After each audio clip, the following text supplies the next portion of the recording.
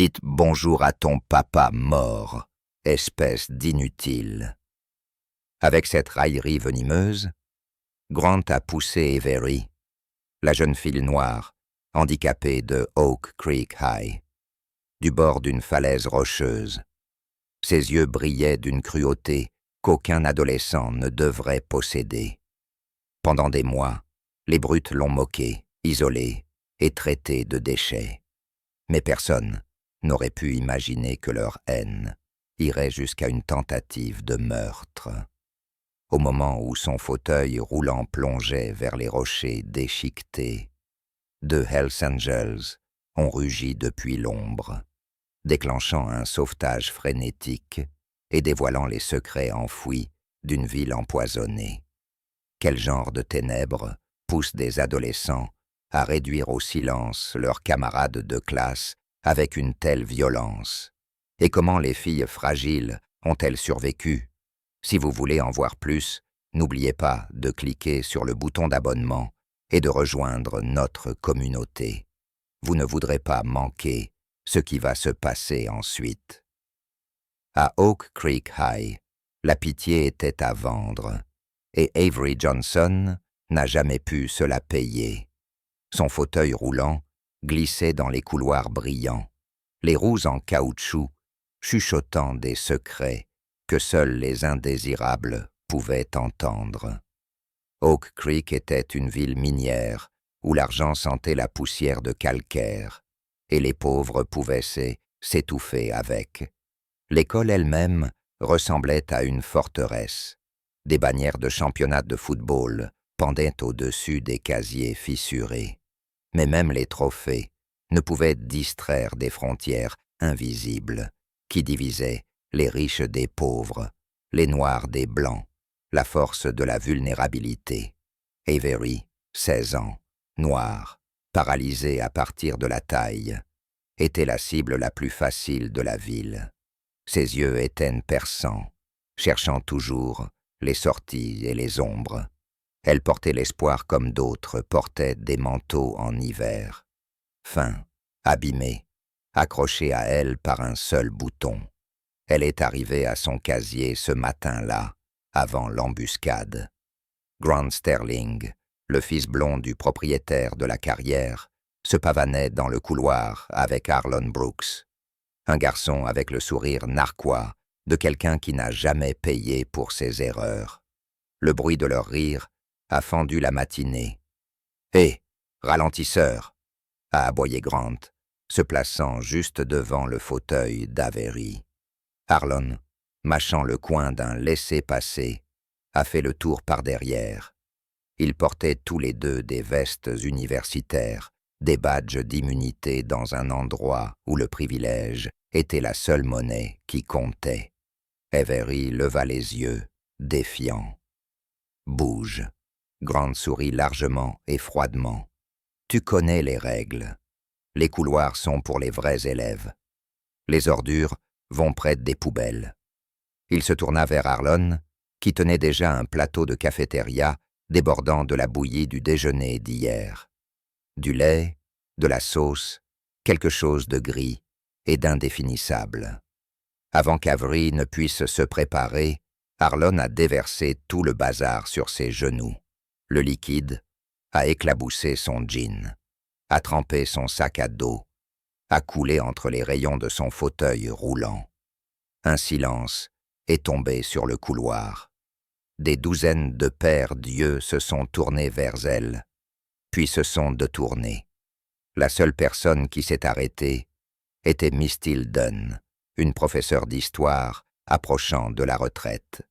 Elle a regardé, le cœur battant, puis, avec un subtil hochement de tête, est entrée dans sa salle de classe, fermant la porte derrière elle. Ici, le pouvoir signifiait le silence. Je suppose que c'est ce qui arrive à la marchandise défectueuse. Grant ricana, se rapprochant. Il se pencha pour que seule elle puisse entendre. Voix glaciale. Mon père dit que les cas de charité comme toi tirent toute la ville vers le bas. Tu vas causer des problèmes, Avery. Ou la prochaine fois, ce seront les escaliers. Quelqu'un a gloussé. Un son aigu et laid. Une fille en tenue de pom-pom girl s'est couvert la bouche, les yeux brillants. Avery a soutenu son regard jusqu'à ce que la fille détourne les yeux, soudainement fascinée par ses ongles. Un par un, la foule s'est dispersée, l'abandonnant dans une flaque de crasse et d'humiliation. Les doigts d'Avery tremblaient alors qu'elle ramassait des cahiers détrempés sur ses genoux. Son esprit hurlait de se défendre, mais elle savait qu'il valait mieux ne pas le faire. À Oak Creek, un mot déplacé pouvait lui coûter plus que sa dignité. Elle s'est dirigée vers les toilettes, ses roues laissant une traînée collante. À l'intérieur de la cabine exiguë, Avery s'est frotté les mains avec de l'eau glacée, regardant de vieilles taches tourbillonner dans le drain. Son reflet dans le miroir ébréché la regardait, les lèvres serrées, les joues striées de crasse. Elle a cligné des yeux forts, refusant de pleurer là où quelqu'un pourrait entendre. Pas ici. L'heure du déjeuner est arrivée, et elle a mangé seule à une table près de la sortie. Son téléphone a vibré, sa mère prenant de ses nouvelles depuis l'hôpital. « Je t'aime, A. N'oublie pas tes médicaments. Je serai encore en retard ce soir. » Avery a répondu. « Je vais bien. » Un mensonge. Elle a terminé son repas en silence, consciente des sièges vides autour d'elle. Personne ne s'asseyait avec la fille dans le fauteuil. Plus maintenant. La journée s'est éternisée, chaque cours étant un défilé d'escaliers froids, d'insultes chuchotées et de coups délibérés dans le couloir. Grant et Harland, toujours assez proches, pour lui rappeler qu'il n'y avait pas de coin sûr ici. Même les professeurs, sentant dans quelle direction le vent soufflait, notaient ses absences, mais jamais ses ecchymoses. Quand la cloche finale a sonné, Avery a attendu que les couloirs se vident avant de bouger. Elle s'est dirigée vers l'extérieur, l'air vif, avec l'odeur des gaz d'échappement des camions et de l'herbe coupée. Les bus jaunes sont partis en rugissant, leur rire flottant par les fenêtres ouvertes. Avery a regardé, invisible pour le monde. Elle a fait son chemin vers la maison, ses bras endoloris. La maison des Johnson était petite, la peinture écaillée, le porche inégal, la cour avant jonchée de jouets oubliés d'une époque meilleure. À l'intérieur, le silence se faisait absolu. Le seul bruit, le tic-tac de l'horloge et le cliquetis de ses roues sur le vieux plancher de bois. La mère d'Avery, Vivienne, travaillait de nuit comme infirmière à l'hôpital du comté. La plupart des soirs, elle partait avant le coucher du soleil et revenait à l'aube, les yeux cernés de fatigue, mais toujours douce avec Avery. Ce soir, Vivien avait déjà laissé une assiette de nourriture dans le réfrigérateur et un mot près de la porte. « Reste forte, ma chérie. Je t'aime. » Avery s'est dirigée vers le salon, son regard se posant sur la cheminée. La photographie la regardait, une famille figée dans des jours plus heureux. Son père souriant, les bras enlaçant une Avery plus jeune, debout. Elle a tendu la main et a touché le cadre, laissant ses doigts tracer le contour du visage de son père. « Il était mort il y a 2 ans, un accident », chuchotaient les gens. Ivre et à la carrière. Oak Creek ne se souciait pas d'en demander plus. Pour Avery, il n'y avait que des souvenirs et une place vide à la table du dîner. Elle s'est assise en silence, le poids du chagrin et de l'isolement pesant jusqu'à ce qu'elle ne puisse plus le retenir. Des sanglots ont déchiré sa poitrine, d'abord silencieux, puis féroces, secouant ses épaules. Elle s'est souvenue des rires, des barbecues dans le jardin, de la prise chaleureuse de la main de son père, alors qu'il la faisait tourner dans l'herbe. Plus tard, Dans la salle de bain, Avery a frotté la crasse de la journée sur sa peau. Elle s'est regardée dans le miroir, la mâchoire serrée, les joues encore tachées. D'une main tremblante, elle a essuyé la dernière trace de sauce séchée sur son menton et a chuchoté « Papa, j'aimerais que tu sois là pour me protéger. » Mais Avery n'en avait aucune idée. Un secret sur la mort de son père l'attendait dans l'ombre, prête à briser tout ce qu'elle pensait savoir. La punition pour être un problème à Oak Creek High était toujours du travail supplémentaire. Avery s'est dirigée dans les couloirs arrière, avec un seau en plastique, en équilibre sur ses genoux, et un manche à balai coincé contre son épaule. Ce n'était pas une retenue, c'était un exil, livré sous le doux sourire du vice-principal Harris, qui avait tranquillement insisté sur le fait que contribuer à la communauté scolaire était un honneur, même pour les élèves, dans des circonstances spéciales. Avery a compris. C'était juste une autre façon de la garder invisible, loin des foules, hors de l'esprit. L'air dans le couloir arrière était épais, avec l'odeur aigre de la sueur et de la moisissure. Il passait devant le vestiaire des garçons, un endroit qu'elle évitait habituellement. Mais aujourd'hui, elle était en retard pour terminer ses rondes.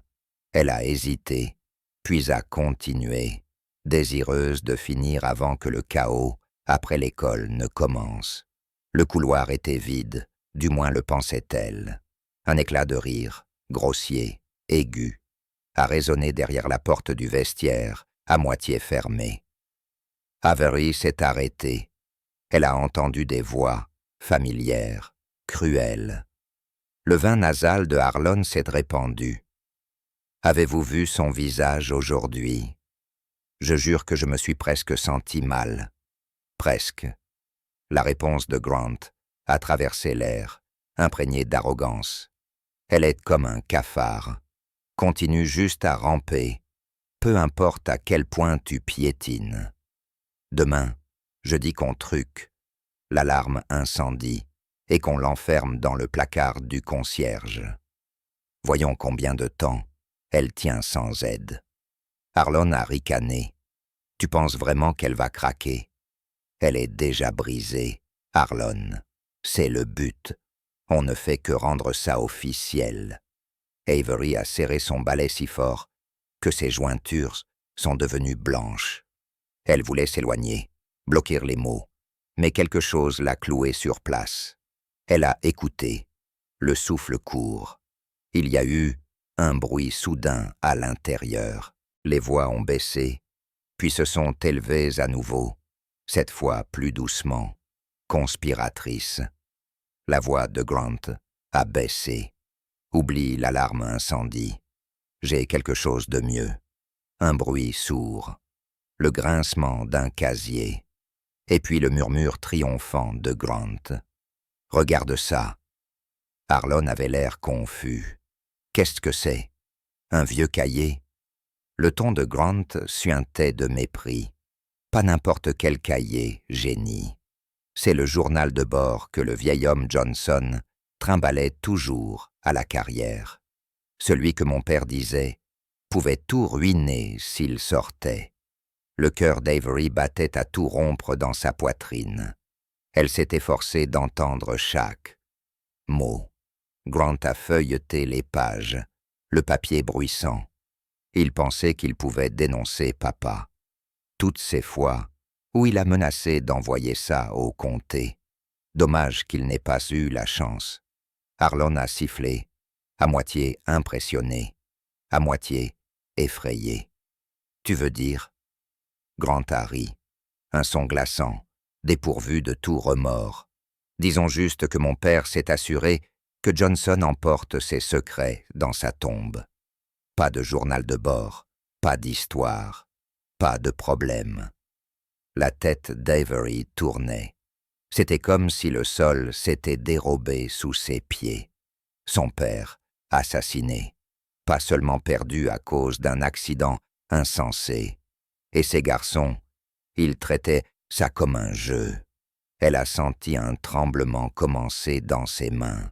Le manche du balai a glissé tombant bruyamment sur le sol. À cet instant, le rire dans le vestiaire est mort. « Tu as entendu ça ?» a sifflé Harlon.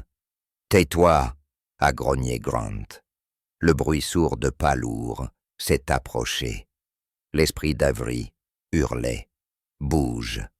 Elle a fait tourner son fauteuil, le cœur battant. Les Roussember se sont bloqués pendant une fraction de seconde sur le linoléum fissuré, juste assez pour perdre de précieuses secondes. Ses mains ont tâtonné de panique. Ne regarde pas en arrière. Ne les laisse pas voir que tu as peur. Avery s'est propulsé dans le couloir sombre, le souffle court, son cœur battant contre ses côtes. Derrière elle, la porte du vestiaire s'est ouverte en claquant et des pas ont résonné dans le couloir. La panique a éclaté. Elle a failli heurter une poubelle. Elle a bousculé son seau et a tourné au coin dans une évasion désespérée et bruyante. Pendant un moment terrifiant, elle a cru qu'elle allait être attrapée. Mais alors qu'elle dépassait une rangée de vieilles vitrines atrophées, elle a aperçu son propre reflet terrifié, fantomatique et seul. Au bout du couloir, Grant est entré dans la lumière, les yeux scrutants, la mâchoire serrée. Pendant une fraction de seconde, le bord du fauteuil roulant d'Avery a clignoté au coin avant de disparaître. Les yeux de Grant se sont plissés, un lent sourire venimeux se répandant sur son visage. « Je sens le rat », a-t-il murmuré, son ton à la fois amusé et menaçant. Ou peut-être juste une souris qui est devenue trop curieuse. Harlon a commencé à avancer, anxieux, la voix basse et urgente. Devrions-nous la poursuivre? Et si elle a entendu? Et si elle parle? Grant l'a attrapé par l'épaule, le retenant avec une confiance glaçante. Laisse-la courir. Elle ne peut rien nous faire. J'ai un plan. Son sourire narquois s'est approfondi, froid comme une pierre d'hiver. Fais-moi confiance, Harlon. Elle va le regretter. Ils ont fondu à nouveau dans le vestiaire, le cahier secret caché, une fois de plus, laissant le couloir vide, sauf pour le faible écho frénétique de la fuite d'Avery. Avery, pendant ce temps, a dérapé dans les coins jusqu'à ce qu'elle atteigne une cage d'escalier sûre et vide. Elle s'est appuyée contre le mur, essayant de calmer ses mains tremblantes, son esprit tourbillonnant, avec la terrible vérité qu'elle avait découverte. Elle s'était échappée pour l'instant. Mais même si le soulagement l'envahissait, elle savait qu'elle était piégée dans un jeu beaucoup plus grand et plus sombre. La chasse avait commencé, et Avery Johnson détenait un secret qui pourrait la faire tuer. La cuisine des Johnson, habituellement si petite qu'elle pouvait à peine contenir 2 chaises et une table cabossée, lui a soudainement paru immense ce soir-là. Avery était assise seule à la table, traçant le bord de son assiette avec une fourchette, essayant d'assembler les mots pour tout raconter à sa mère. Elle pouvait encore entendre la voix de Grant dans sa tête, rejouant ses secrets mortels encore et encore, chaque mot plus lourd que le précédent. Le besoin de le dire à Vivien était comme un feu dans sa poitrine, urgent, douloureux, impossible à ignorer. Des clés ont cliqueté à la porte. Vivien est entré en trombe, le vent d'automne la suivant. Sa blouse était froissée. Ses cheveux aplatis, sous une casquette bleue délavée. Mais il y avait quelque chose d'indéniable dans ses yeux, quelque chose de brillant, presque étourdi. Pour la première fois depuis des mois, elle fredonnait, en déballant des plats à emporter d'un sac en papier brun. « Bonne nouvelle, ma chérie. J'ai ton poulet épicé préféré. » Sauce supplémentaire, a appelé Vivien, la voix chaleureuse. Avery a à peine levé les yeux. Elle avait répété ça toute la journée. Le discours sur papa, le journal de bord, la vérité. Mais l'humeur de Vivien a balayé la pièce, la désarmant, tordant sa résolution. Vivien s'est appuyé contre le comptoir, souriant toujours. J'ai aussi des nouvelles. Quelque chose de bien. Quelque chose pour moi. Elle a hésité, et son visage s'est adouci, avec un espoir rare, presque timide. J'ai rencontré quelqu'un à qui je tiens, quelqu'un qui tient à moi. La fourchette d'Avery est tombée sur la table pendant un moment. Elle ne pouvait plus respirer. « Tu quoi ?» Vivien a essayé de sourire, mais ses lèvres tremblaient. Il est gentil, Avery. Il écoute. Elle s'est interrompue, cherchant les bons mots. C'est quelqu'un que j'ai rencontré à l'hôpital. Je ne voulais pas que ça arrive. Et c'est juste arrivé. Avery a regardé fixement. Le choc cédant la place à quelque chose d'aigu, quelque chose de laid. C'est pour ça que tu rentres tard, que tu ris à ton téléphone quand tu penses que je ne regarde pas. Les mains de Vivien se sont crispées sur le comptoir. Avery, tu sais que mes horaires sont fous. Tu sais que je... Arrête. La voix d'Avery a craqué trop fort dans la cuisine exiguë. Arrête d'agir comme si c'était normal, comme si nous étions une famille heureuse. Papa est parti depuis seulement 2 ans, et tu passes déjà à autre chose. Vivien a fermé les yeux, avalant difficilement. Il ne s'agit pas d'oublier ton père. Rien ne l'effacera jamais de mon cœur, ma chérie. Mais je dois continuer à vivre. Je dois trouver un moyen d'être à nouveau entière. La colère d'Avery s'est enflammée. Entière? C'est comme ça que tu appelles ça.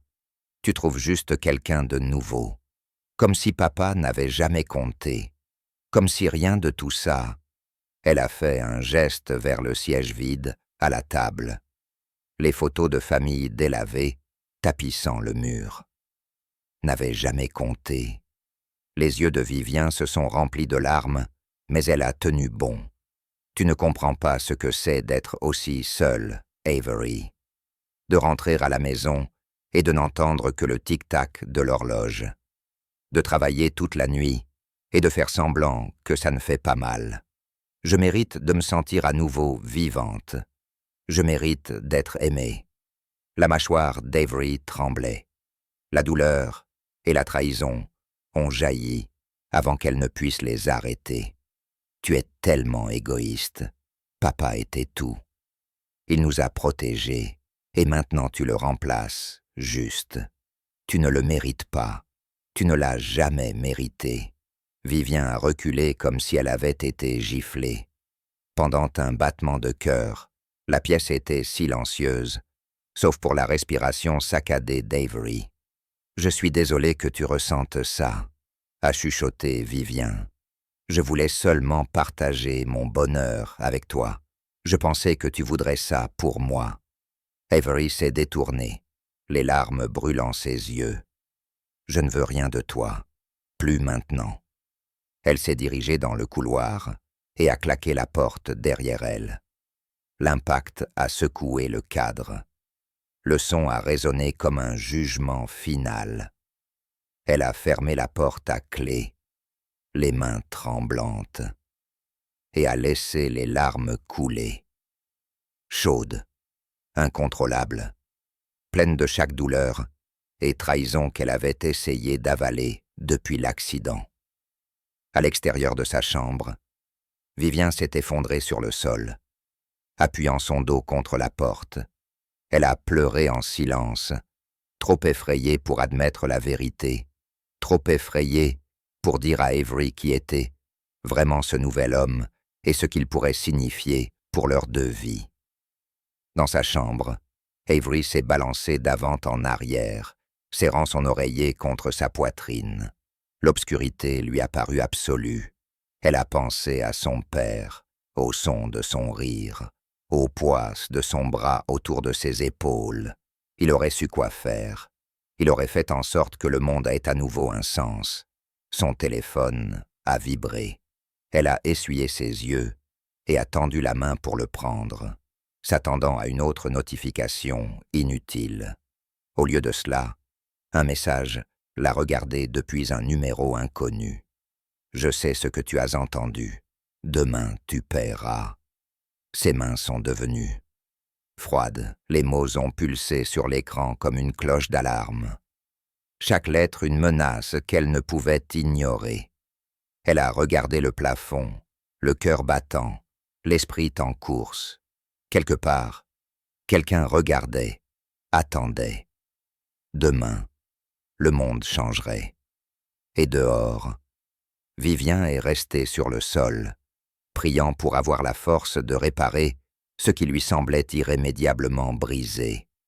La sortie scolaire était déjà gravée dans le marbre, inscrite sur tous les calendriers et chuchotée par tous les parents anxieux.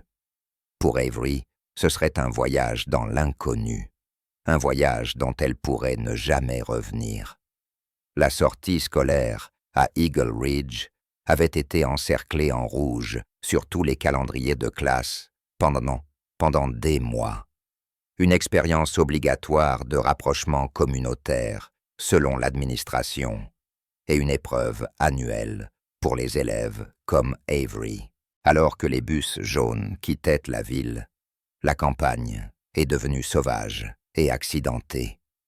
Des ombres des nuages du matin rampant sur des granges abandonnées et les bords de la carrière. Eagle Ridge lui-même se profilait au loin, tout en forêt dense et en falaises abruptes, un endroit où les légendes sont nées.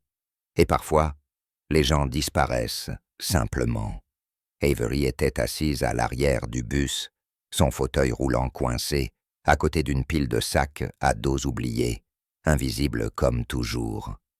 Elle a regardé les arbres qui passaient et a essayé de calmer la tempête à l'intérieur de sa poitrine. Son téléphone était déjà réglé pour enregistrer, zippé à l'intérieur de son sac à dos, un petit acte de défi, ou peut-être de désespoir. Elle avait besoin de preuves, quelque chose qu'elle pourrait brandir devant sa mère, devant le monde, devant quiconque pourrait enfin écouter. Le bus a freiné brusquement à l'entrée du sentier.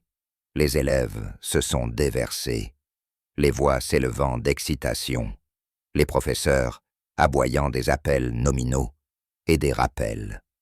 Grant et Harlon ont traîné près de la porte, jetant des regards en arrière à Avery, leurs expressions illisibles. Monsieur Lumi, l'accompagnateur, a prononcé le discours habituel. « Restez sur les sentiers. Ne vous éloignez pas, système de binôme. Soyez respectueux. » Avery s'est avancée, mais avant qu'elle ne puisse rejoindre le groupe principal, Grant lui a barré le chemin avec un sourire paresseux. « Et tu ne veux pas ralentir tout le monde, n'est-ce pas ?» a-t-il dit, la voix dégoulinant de fausse inquiétude. « Pourquoi ne pas nous laisser vous aider à prendre la route panoramique ?» Harlon a ricané, poussant quelques camarades de classe. Il y a eu un échange de regards rapides et coupables.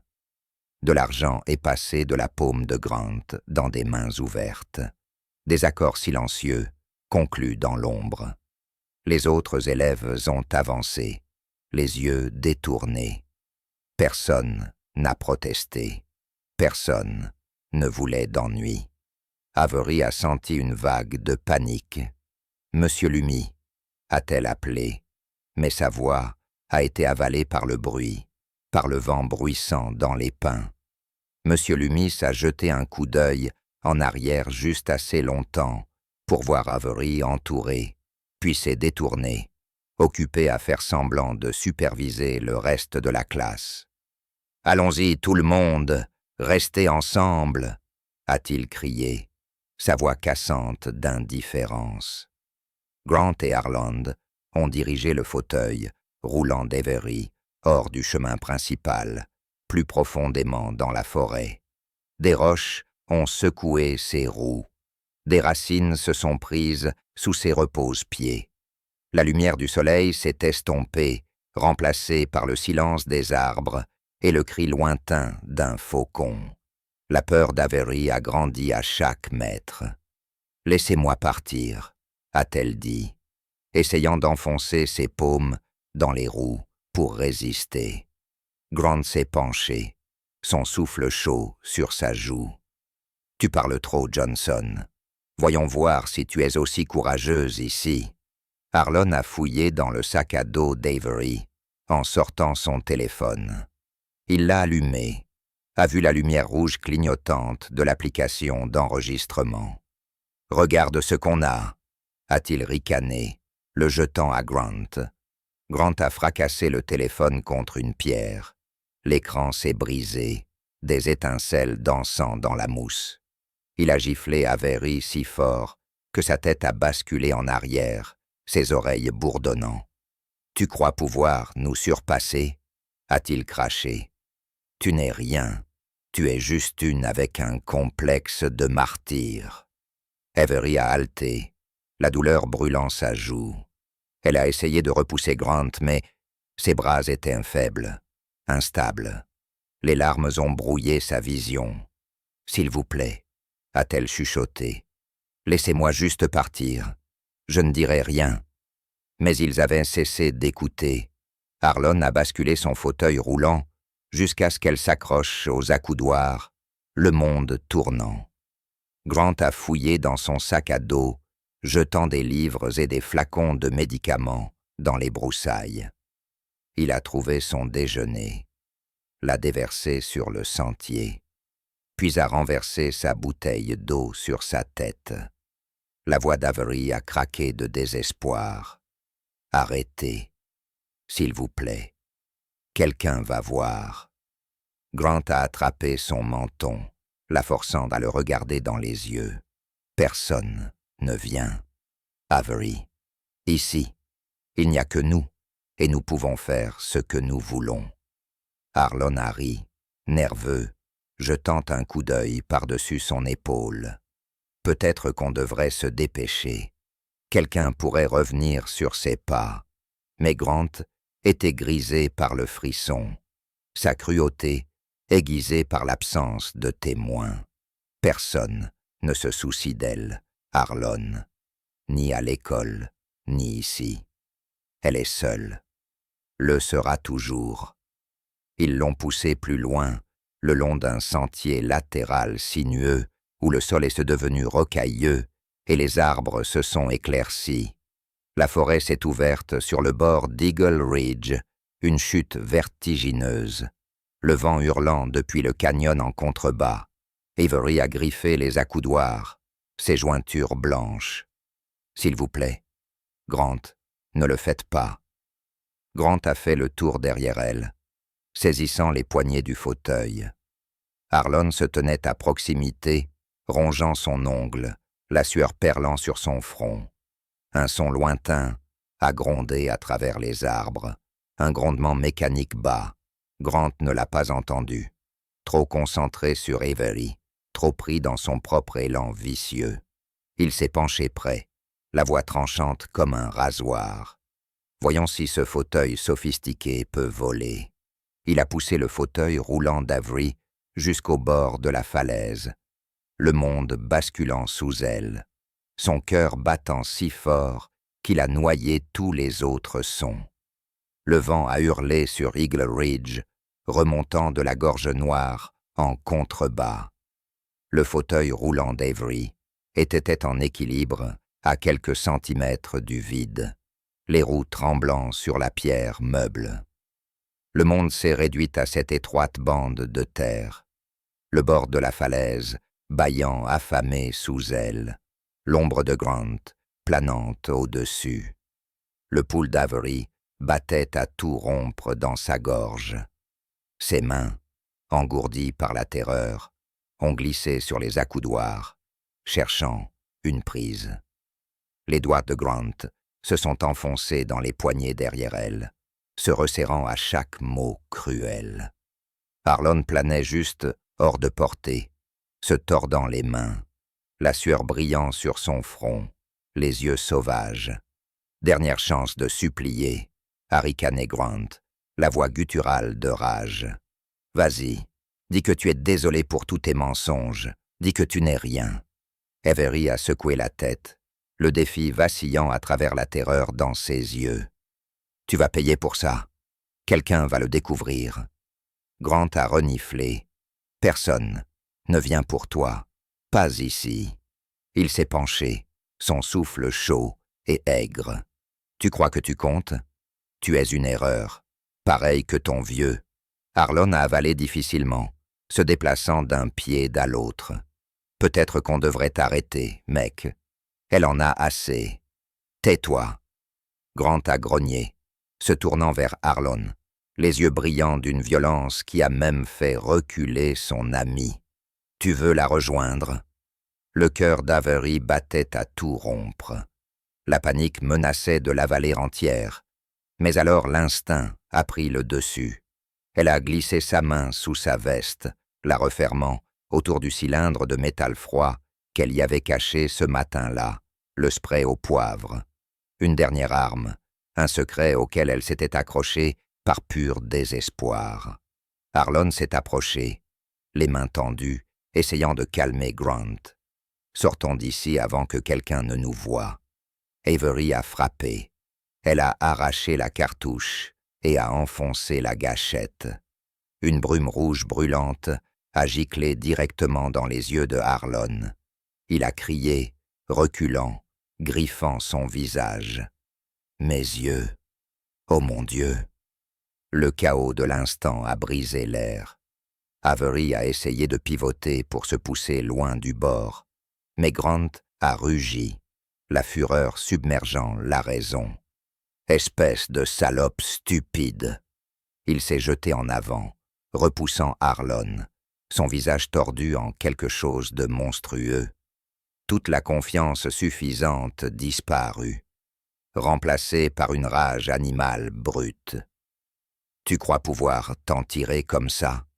a-t-il craché, attrapant le fauteuil d'Avery, le secouant si violemment que ses dents ont claqué. Plus de jeu. Elle a essayé de crier à l'aide, mais le cri s'est pris dans sa gorge. Le son s'est perdu dans le vent, avalé par l'abîme. Grant a reculé sa jambe et avec un cri guttural, a donné un coup de pied au cadre du fauteuil, roulant. « Dis bonjour à ton papa pour moi. » Le monde d'Avery a explosé. Elle a senti le sol disparaître sous elle, la gravité la saisissant, l'attirant dans l'air libre. Son cri a fendu le ciel, résonnant sur la vieille pierre. Le fauteuil roulant a tourné, s'éloignant de la prise de Grant, les bras s'agitant, le monde tournant en bleu et noir et en un néant sans fin. Dans cet instant figé, Avery a vu le visage de Grant, illuminé par le frisson malsain du pouvoir, un regard de satisfaction sauvage et impénitente. Ses yeux brillaient d'une obscurité qui ne pourrait jamais être lavée.